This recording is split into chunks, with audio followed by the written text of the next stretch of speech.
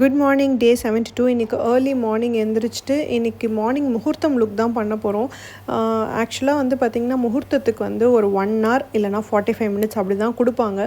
So அதனால் வந்து on time makeup முடிக்க முடிஞ்சிச்சு, ஆனால் ஃபோட்டோஸ் கிளிக் பண்ண முடியல. ஸோ அதனால் வந்து நேற்று நைட் ரிசப்ஷனோட பிக்சர்ஸ் 1-2 ஆட் பண்ணியிருக்கேன்.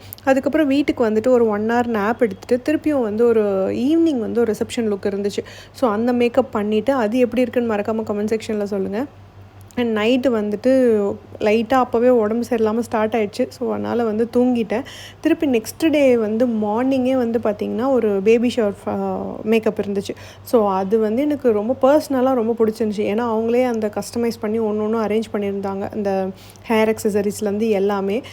இது முடிச்சுட்டு அங்கேயே கொஞ்சம் ஜூஸ் குடிச்சிட்டு நான் வீட்டுக்கு வந்துட்டேன். ஆக்சுவலாக எனக்கு உடம்பு சரியில்லை, ஸோ அதனால் மாத்திரை போட்டு தூங்கிட்டேன். ஃபியூ டேஸ் முன்னாடி வந்து இந்த டார்க் ஸ்டார்ட் மெத்தட் வந்து எதுக்குன்னு நான் சொல்கிறேன்னு சொல்லியிருந்தேன். ஸோ எதுக்கு அப்படின்னா, இந்த அக்வாஸ் ஆயிலில் அதிகமாக நியூட்ரிஷியஸ் வேல்யூ இருக்கும். ஸோ இது தண்ணியில் இருக்கும் போது அமோனியாவை வந்து அதிகமாக வந்து லீச் பண்ணும்.